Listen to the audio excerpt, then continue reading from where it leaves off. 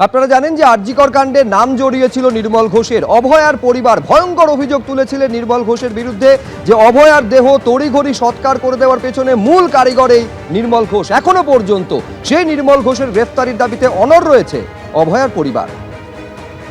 Police বলছিল আমরা ওনাকে খুঁজে পাচ্ছি না, তো ওনাকে দেখে কালকে আমি পুলিশকে ফোন করেছিলাম, আপনারা খুঁজে পাচ্ছেন না, তা সে গিয়ে দলে যোগদান করছে।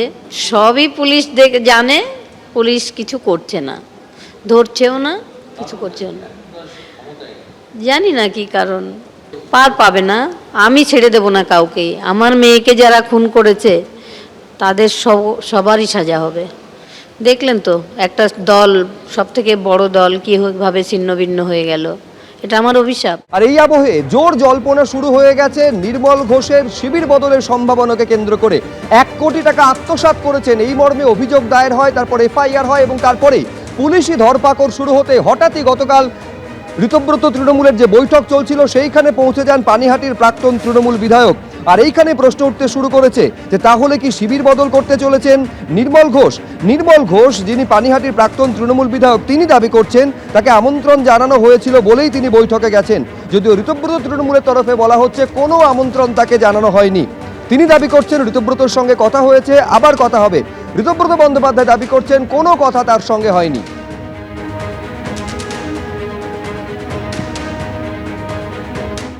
আমি দেখা করতে এসেছি, উনি এসেছিলেন, কিন্তু কোনো সিদ্ধান্ত আমরা এখনো প্রকাশ করিনি। না, ওনার সঙ্গে আমাদের কথাও হয়নি।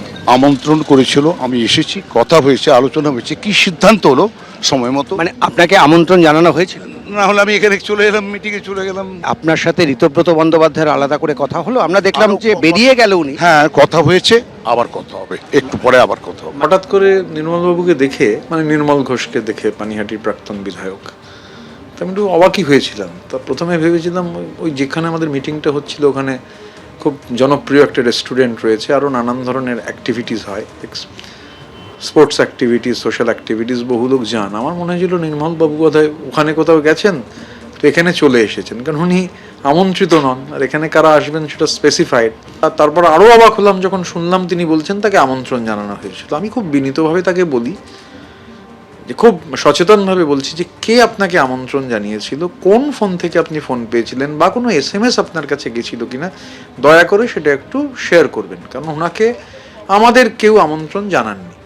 এখন আবার দেখছি উনি গল্পের গরু গাছে তুলে বলছেন আমার সঙ্গে মিটিং হয়েছে। তো ওখানে এভরিথিং ইজ পাবলিক, মানে মিটিং হয়ে যাওয়ার পর সবাই ছিলেন।